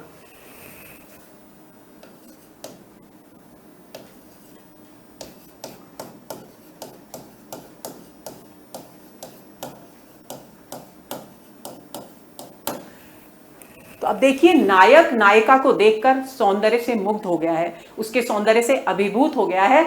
और किस बात से अभिभूत हुआ है? उसने अपने कानों में जो खुबी नामक आभूषण पहन रखा है, उसके कारण नायिका का जो सौंदर्य द्विगुणित हुआ है, दुगना हुआ है, उसे देखकर वो उसके प्रेम जाल में, उसके आकर्षण में बंध गया है।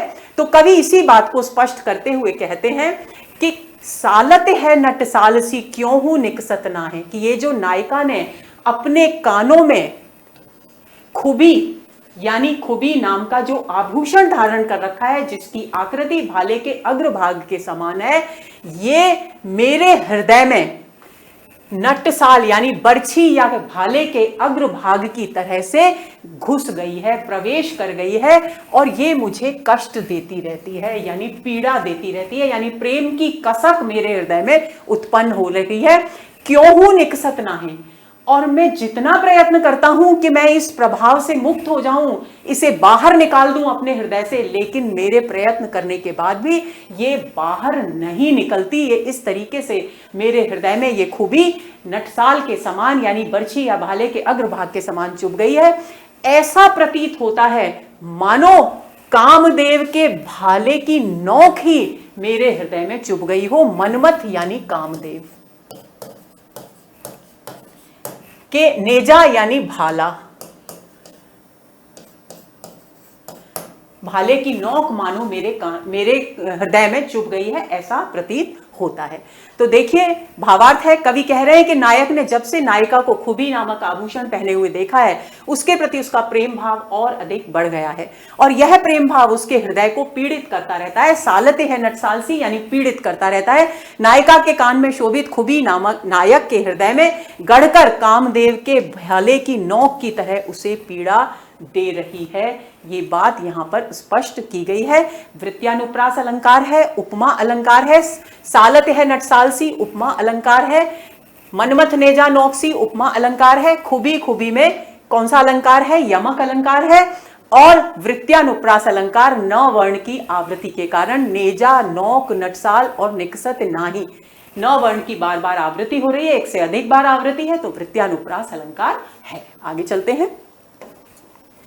सातवां, जुवती जौन में मिल गई नैक न होती लखाए, सौंधे के डोरे लगी अली चली संग जाए। तो देखिए सबसे पहली बात तो यह है कि इस दोहे में कवि बिहारी ने शुक्लाभिसारिका नायिका का चित्रण किया है। शुक्लाभिसारिका नायिका कौन सी होती है? जो चांदनी रात में अपने प्रियतम से मिलने जाती है रात्रि के समय, वह शुक्लाभिसारिका नायिका कहलाती है। तो शुक्लाभिसार के लिए जा रही है, एक तो चांदनी रात में जा रही है, दूसरी बात जो नायिका है, जो युवती है, वो उसका स्वयं का रंग भी चांदनी के समान उज्जवल है। तो ऐसी स्थिति में कवि अतिशयोक्ति अलंकार का प्रयोग करते हुए अपनी भावनाओं को अभिव्यक्त कर रहे हैं। पुराने समय में जब युवतियां अपने प्रियतम से मिलने जाया करती थी, तो वे छिपकर तो जाती ही थी, इसके साथ ही अपनी किसी न किसी सखी को भी साथ लेकर जाती थी। तो इस बात को भी आप ध्यान में रखेंगे। तो सखी के साथ अभिसार के लिए, अभिसार यानी प्रेम के मिलन के लिए, प्रियतम से मिलन के लिए जब जाया जाता है, तो साहित्य में उसके लिए एक शब्द है अभिसार। तो अभिसार के लिए जा रही है नायिका। तो कवि कहते हैं कि जुवती जौन में मिल गई। जौन यानी चांदनी, क्योंकि चांदनी रात है, तो चांदनी रात के में चारों तरफ चांदनी का प्रकाश व्याप्त है, चंद्रमा का प्रकाश व्याप्त है। तो जो युवती है उसका रंग भी चांदनी के समान उज्जवल है। तो उज्जवल रंग और उज्जवल चांदनी का प्रकाश, तो नायिका जो है युवती चांदनी रात में एकाकार हो गई है। नैकु न होत लखाए, लखाई यानी दिखाई ही नहीं दे रही। क्यों? क्योंकि उसका रंग भी चांदनी जैसा है और वातावरण में भी चांदनी है, तो वो कहीं पता ही नहीं चल रहा कि युवती कहां चल रही है। ऐसी स्थिति में उसकी जो सखी है उसके लिए बड़ी परेशानी का कारण हो रहा है ये। क्यों? क्योंकि उसे जब अपनी सखी दिखाई ही नहीं दे रही, तो भला वो उसके साथ साथ कैसे जाए। तब उसने क्या किया? सौंधे के डोरे लगी अली चली संग जाए। अली का मतलब है सखी। तब सखी ने देखा कोई बात नहीं, मेरी सखी इतनी उज्जवल चांदनी के समान सुंदर वर्ण वाली है, उज्जवल वर्ण वाली है, अगर वो मुझे दिखाई नहीं दे रही तो कोई बात नहीं, लेकिन उसके तन की गंध, सौंधे यानी सुगंध, उसकी तन की गंध के डोरे के सहारे वो उसके पीछे पीछे जा रही है। सीधा सा अतिशयोक्ति अलंकार का उदाहरण है, आपको ध्यान में रखना है। और जुवती जौन जो है शब्द ज वर्ण की आवृत्ति है पहले क्रम पर, तो छेकानुप्रास अलंकार भी है। भावार्थ देखते हैं। शुक्लाभिसारिका नायिका का चित्रण किया गया है। नायिका सखी के साथ चांदनी रात में अभिसार के लिए यानी प्रियतम से मिलने के लिए जा रही है। आसमान से चांदनी की वर्षा हो रही है और धरती पर नायिका के शरीर का रंग भी चांदनी की तरह उज्जवल और गोरा है। ऐसी स्थिति में नायिका का शरीर चांदनी में लीन हो गया है। सखी विस्मय में पड़ गई है कि नायिका कहाँ है। ऐसी स्थिति में वह केवल नायिका के शरीर की गंध के सहारे ही आगे बढ़ती जा रही है। देखिए, 2 पंक्तियों का दोहा है लेकिन एक छोटी सी कहानी अभिव्यक्त करता है। इसीलिए मैंने आपको इस सत्र की शुरुआत में कहा था कि बिहारी सतसई का एक एक दोहा अपने भीतर एक लघु कथा समेटे हुए है, एक प्रसंग समेटे हुए है। तो इस बात को, यही है कल्पना की समाहार शक्ति। मैंने आपसे कहा था कि जब हम दोहे पढ़ेंगे तब मैं आपको बताऊंगी। तो देखिए किस तरह से कल्पना की है कवि ने, और पूरे घटनाक्रम की कल्पना कर ली और उसे 2 पंक्तियों के अंदर, यानी कल्पना, विस्तृत कल्पना और भाषा की समास शक्ति के द्वारा कम से कम शब्दों में उस विस्तृत कल्पना को यहां अभिव्यक्त किया गया है। तो यह कल्पना की समाहार शक्ति और भाषा की समास शक्ति का अच्छा उदाहरण है। आगे चलते हैं। 8वां, हो रीझी लख रीझी हो छबी छबीले लाल, सोन जूही सी होवत दुत मिलत मालती माल। अब देखिए, बहुत ही सुंदर दोहा है, बहुत ही सुंदर सौंदर्य का, नायिका के सौंदर्य का बहुत ही प्रभावशाली चित्र प्रस्तुत किया है कवि ने। कवि कहते हैं, अब देखिए क्या है कि पुराने समय में दूतियां हुआ करती थी। उन दूतियों का, जिन स्त्रियों को दूती कहा जाता था, उन दूतियों का काम होता था युवक और युवतियों का मिलन कराना।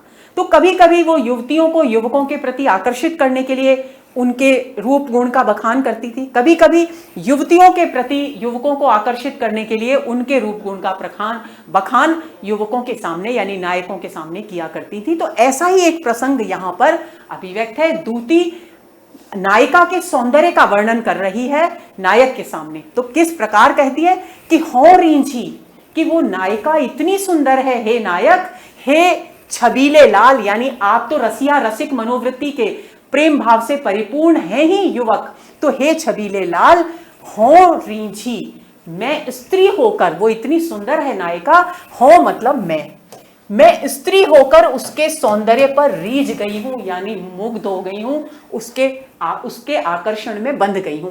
लख रीझी हूं, तो इसलिए हे छबीले लाल, हे रसिक युवक, आप भी जब उसे लख यानी देखेंगे तो आप भी उस पर रीझ जाएंगे, यानी आसक्त हो जाएंगे। क्यों, कैसे, क्या, कैसा सौंदर्य है उसका? सोन जूही सी होवत दुत मिलत मालती माल। वो जो नायिका है उसका जो रंग है शरीर का वो सुनहरा है, इतनी गोरी और सुनहरे रंग की नायिका है कि जब वो मालती के फूलों की माला, जो सफेद रंग के मालती के फूल होते हैं, उन फूलों की माला अपने गले में धारण करती है अपने, तो उसके शरीर के सुनहरे रंग के प्रतिबिंब के पड़ने के कारण वो मालती के फूलों की माला सोन जूही के फूलों की माला के समान प्रतीत होती है, यानी उस माला का रंग सफेद से सुनहरा हो जाता है। सोन जूही के जो फूल होते हैं वो सुनहरे रंग के होते हैं, मालती के फूल सफेद रंग के होते हैं। तो इतनी सुंदर, इतनी आकर्षक है वो, उसका रंग इतना सुंदर है, इतना सुनहरा है कि जब वो मालती के फूलों की सफेद माला धारण करती है अपने गले में, तो उसके तन की, उसके सुनहरे तन की द्युति से, यानी चमक, द्युति चमक के मिलने से, चमक के प्रतिबिंब पड़ने से उसकी वो माला सोन जूही की माला के समान दिखाई देने लगती है। आगे चलते हैं, चलिए भावार्थ देखते हैं। दूती स्वयं स्त्री होकर नायिका की छवि पर रीझ कर नायक के पास जाकर कहती है कि हे नायक, मैं नायिका के अनिर्वचनीय, यानी जो शब्दों में बयान नहीं किया जा सकता, सौंदर्य को देखकर मुग्ध हो गई हूं। हे छैल छबीले रसिया, देखिए छबीले का मतलब है रसिक प्रवृत्ति का, यानी प्रेम भाव से परिपूर्ण। छवि का मतलब है सौंदर्य के महत्व को समझने वाले। तो हे छैल छबीले रसिया, उस नायिका का वर्ण इतना लावण्यमय और चंपक पुष्प के समान स्वर्णिम यानी सुनहरा है कि उसके गले में पड़ी हुई मालती पुष्पों की सफेद माला सोन जूही के पुष्पों वाली पीतवर्णा यानी पीले रंग की माला के समान प्रतीत होती है। छेकानुप्रास अलंकार है, वृत्त्यानुप्रास अलंकार है और उपमा अलंकार है। सोन जूही सी में उपमा अलंकार है और देखिए 6 वर्ण की आवृत्ति हुई है, तो छेकानुप्रास अलंकार है 6-1 और 6-2। मिलत मालती माल में म वर्ण की आवृत्ति हुई है, तो वृत्त्यानुप्रास अलंकार है। आगे चलते हैं, अगले दोहे पर आते हैं। बहके सब जिए की कहत, ठौर कुठौर लखे न, छिन और से ए छवि छाके नयन। अब देखिए यहां पर कौन सी नायिका है, पूर्वानुरागिनी नायिका का चित्रण किया गया है। पूर्वानुरागिनी नायिका दोस्तों वो नायिका होती है जो पहले से ही नायक के प्रति अपने हृदय में प्रेम का भाव रखती है। प्रेम का भाव जिसके हृदय में पहले से ही उत्पन्न हो जाता है उसे पूर्वानुरागिनी नायिका कहते हैं। तो उसका वर्णन किया है। तो अब वो क्योंकि नायक के सौंदर्य में अटक कर रह गई है, नायक के प्रति आकर्षित होकर रह गई है, तो उसके जो नेत्र हैं वो कहीं भी अपनी भावनाओं की अभिव्यक्ति कर देते हैं। देखिए कल्पना की समाहार शक्ति यहां भी देखने को आपको मिलेगी, क्योंकि यहां भी एक छोटी सी कहानी है। तो जब उसकी सखी, उसकी जो अंतरंग सखी है, वो नायिका के स्वभाव को देखती है तो उसे आशंका उत्पन्न होती है कि कहीं ऐसा ना हो कि ये गलत समय पर अपनी भावनाओं को अभिव्यक्त कर दे और फिर परेशानी उत्पन्न हो जाए। तो ऐसी स्थिति में वो अपनी सखी को रोकने का प्रयास करती है, उसे समझाती है कि तुम अपने इन चंचल नेत्रों को नियंत्रण में रखो।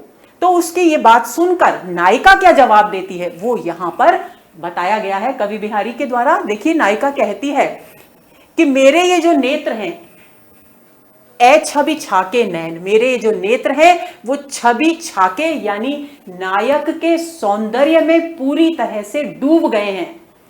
ये मेरे जो नेत्र हैं नायक के सौंदर्य में डूब गए हैं और इसके कारण नायक की छवि मेरे हृदय में इतनी अधिक व्याप्त हो गई, इतनी अधिक गहराई से स्थापित हो गई है, मेरे मन में प्रेम का भाव इतना अधिक बढ़ गया है नायक के प्रति कि ठौर यानी स्थान,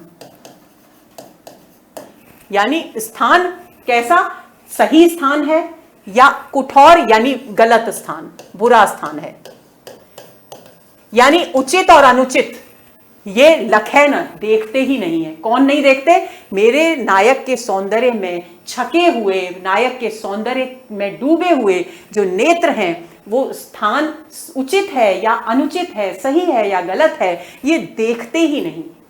जैसे ही नायक मेरे सामने आता है ये बहक जाते हैं और बहक कर क्या करते हैं, सब जिय की कहत, मेरे हृदय में जितनी भावनाएं हैं, मैं मुख से नहीं कहती लेकिन मेरे ये नेत्र मेरी सारी भावनाओं को नायक के समक्ष अभिव्यक्त कर देते हैं।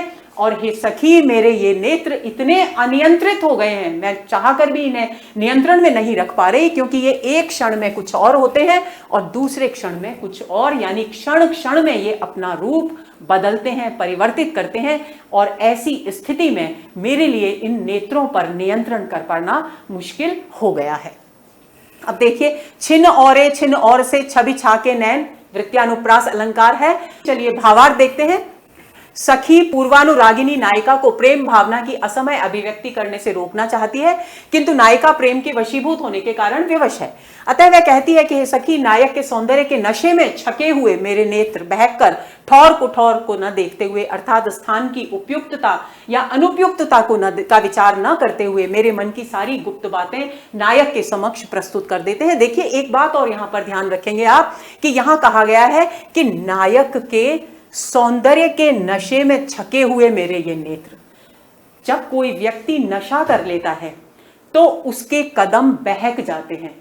तो इसी बात को आधार बनाकर यहां पर कह रहे हैं कि नायक के सौंदर्य के नशे में बहके हुए जो मेरे ये नेत्र हैं, ये सही स्थान है या अनुचित स्थान है, गलत स्थान है, इस बात को नहीं देखते। यानी बहकने के लिए आधार माना गया है नशा किए हुए व्यक्ति के हाव भावों का। बहककर ठौर को न देखते हुए, अर्थात स्थान की उपयुक्तता अनुपयुक्तता का विचार न करते हुए मेरे मन की सारी गुप्त बातें कह देते हैं। वे क्षण भर में कुछ होते हैं और दूसरे ही क्षण कुछ और हो जाते हैं। अब तू ही बता कि ऐसी विवशता की स्थिति में इन नेत्रों पर मैं कैसे नियंत्रण रखूं। वृत्यानुप्रास अलंकार है, जैसा कि मैं आपको बता चुकी। अगले पर आते हैं। फिर चितु उत ही रहतु, टूटी लाज की लाभ, अंग अंग छवि झोर में भयो भौर की नाव। देखिए इस दोहे में जो बात जिस माध्यम से बिहारी ने अपनी बात अभिव्यक्त करने की कोशिश की है, प्रेम का भाव है, श्रृंगार का भाव है। लेकिन जब भी कभी कोई नाव होती है, वो कहीं किसी किनारे पर, किसी नदी के किनारे पर या समुद्र के किनारे पर कहीं बंधी होती है, तो हमेशा उसे एक रस्सी के सहारे किसी स्थान से बांधा जाता है ताकि लहरों के साथ वो बहकर दूर न चली जाए। यानी बंधी रहे। नाव जब तक बंधी रहती है तब तक ठीक रहती है, लेकिन जैसे ही वो रस्सी टूट जाती है तो वो लहरों का जो गोलाकार वृत्त होता है, भंवर होता है, उसमें वो उन्मुक्त घूमती रहती है निरंतर, और फिर उसको पकड़ पाना, उसको नियंत्रण में रख पाना मुश्किल होता है। तो नाव की ये जो स्थिति है, इसका रूपक बांधते हुए इसके माध्यम से नायिका के प्रेम की अभिव्यक्ति की है यहां बिहारी ने। बिहारी कवि कहते हैं कि नायिका, पूर्वानुरागिनी नायिका का यहां भी चित्रण है। नायिका के मन में जो प्रेम का भाव नायक के प्रति उत्पन्न हो रहा है, उसका चित्रण कर रही है वो नौका के माध्यम से। तो कहती है कि हे सखी, मेरा मन नायक के प्रेम में इतना अनुरक्त हो गया है, इतना निमग्न हो गया है, इतना डूब गया है कि मैं बार बार अपने चित्त को उस ओर से हटाना चाहती हूं। फिर चित्त उत ही रहत, लेकिन जितना मैं हटाती हूं, मेरा चित्त, मेरा हृदय फिर बार बार उसी नायक की ओर चला जाता है। ऐसा प्रतीत होता है टूटी लाज की नाव, मेरे जो चित्त है उसने लज्जा का लाभ यानी बंधन, लज्जा के कारण युवतियां अपने मन की भावनाओं को अभिव्यक्त नहीं कर पाती थी, लेकिन जब लज्जा का भाव ही समाप्त हो जाए, यानी लज्जा एक प्रकार का बंधन है, एक प्रकार की डोरी है जो उन्हें रोकती है अभिव्यक्ति करने से। लेकिन नायिका कहती है कि मेरा मन इतना ज्यादा नायक के प्रेम में के वशीभूत हो गया है कि मैं कितनी भी कोशिश करूं अपने मन को वहां से हटाने की, लेकिन वो घूम घूम कर वापस नायक की ओर ही जाता है। तो ऐसा लगता है मानो लज्जा का जो बंधन अब तक मेरे चित्त पर था वो टूट गया है। अब स्थिति क्या हो गई है? अंग अंग छवि झौर में नायक के अंग प्रत्यंग से जो सौंदर्य का भंवर उत्पन्न हो रहा था, उस भंवर में मेरा मन अटक कर रह गया है। झौर का मतलब होता है एक गोलाकार आकृति, आवृत्ति। तो उस सौंदर्य का मानो कोई गोलाकार आवृत्ति है, यानी कोई घेरा है, उस घेरे में बंध करके मेरा चित्त रह गया है। और कैसा हो गया है? भयो भौर की नाव। जिस प्रकार कोई नाव, कोई नौका अपने बंधन के टूट जाने के बाद पानी के भंवर में घूमती रहती है, गोलाकार चक्कर काटती रहती है, कहीं और नहीं जाती भंवर से निकलकर, वैसे ही नायक की छवि के भंवर में मेरा जो चित्त है वो घूम रहा है, वो वहां से दूर होता ही नहीं, नायक के सौंदर्य के घेरे से बाहर निकलता ही नहीं। भावार्थ देखते हैं। पूर्वानुरागिनी नायिका का चित्रण किया गया है। नायिका सखी से प्रेम दशा का वर्णन करती हुई कह रही है कि हे सखी, जब से नायक को देखा है तभी से मेरा मन उस पर इतना अधिक आसक्त हो गया है कि उसने उस लज्जा रूपी डोरी को, लाज की लाव, लज्जा रूपी डोरी को जिसके सहारे वह उसे नायक के पास से हटा लेती थी, लज्जा के कारण तोड़ डाला है। अब यह चित्त नायक के अंग प्रत्यंग की छवि के वात्या चक्र में, यानी गोलाकार घेरे में उसी प्रकार फंसकर रह गया है जिस प्रकार किनारे से बांधने वाली रस्सी के टूट जाने पर कोई नाव भंवर में फंसकर रह जाती है। पुनरुक्ति प्रकाश फिर और अंग अंग में, और छेकानुप्रास अलंकार है यहां अंग अंग में और फिर में छेकानुप्रास अलंकार भी है और पुनरुक्ति प्रकाश अलंकार भी है। और भयो भौर की नाव, भयो भौर में भी छेकानुप्रास है, और इसके अलावा यहां पर रूपक अलंकार भी है। लाज की लाव और भयो भौर की नाव, इन दोनों पंक्तियों में रूपक अलंकार है। तो दोस्तों, ये हुआ हमारा आज का सत्र, जिसके अंतर्गत हमने बिहारी रत्नाकर के पहले 10 दोहों पर गहरी चर्चा की। उम्मीद करती हूं कि आपको ये सभी दोहे अच्छी तरह से समझ आ गए होंगे और आप जरूर इनके भाव में डूब गए होंगे, इनके आनंद को अपने भीतर महसूस कर सके होंगे। तो अगले सत्र के इंतजार में रहिए। तब तक नमस्कार।